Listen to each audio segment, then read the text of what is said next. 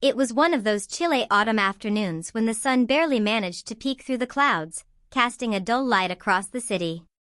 I remember sitting across from my wife in the therapy office, the sterile scent of coffee and antiseptic mingling in the air. We had been here before, countless sessions filled with careful words, practiced apologies, and polite silences. But today, something was different. Her eyes didn't meet mine. Instead, she stared at the patterned carpet, her hands twisting nervously in her lap.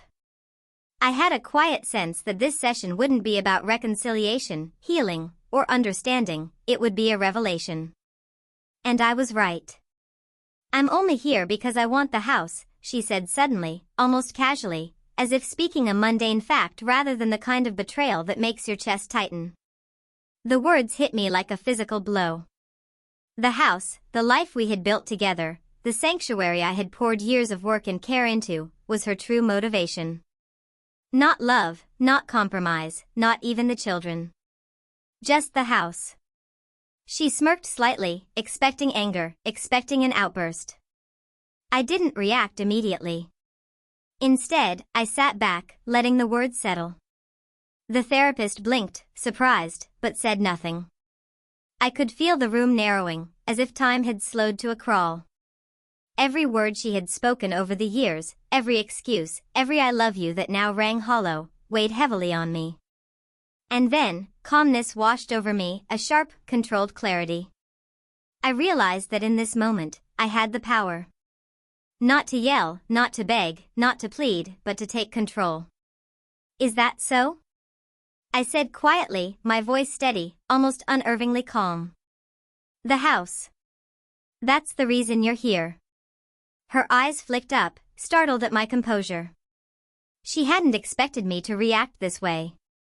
She had expected confrontation, fury, maybe tears. Instead, I offered precision. "Control." "Yes," she said, her tone sharp but nervous. "I want what's mine." "You don't get it.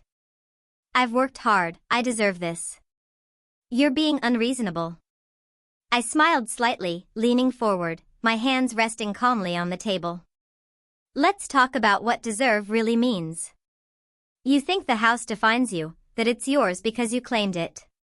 But what about everything else? Everything you've taken for granted, manipulated, or ignored along the way?" Her smirk faltered. The therapist glanced between us, sensing the tension.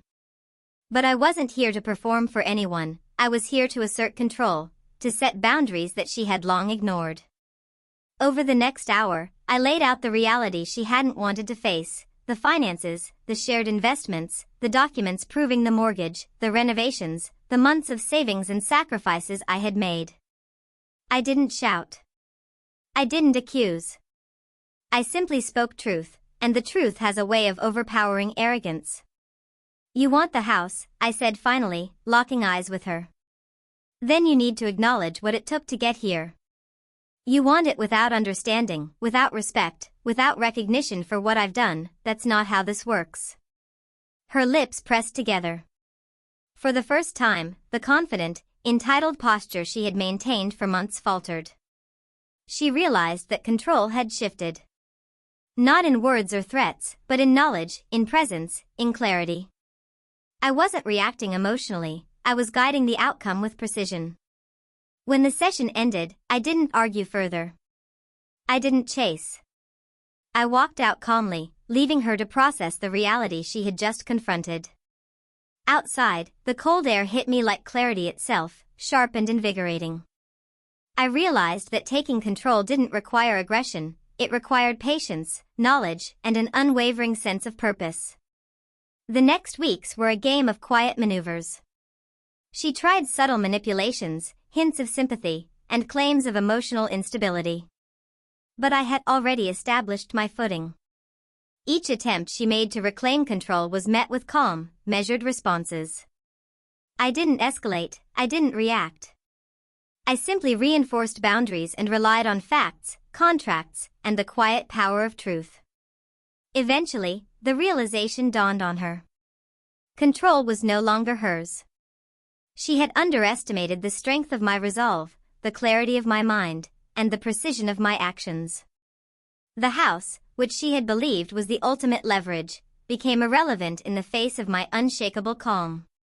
By the end, she left therapy, frustrated and powerless, understanding for the first time that the game she thought she was winning had always been under my direction.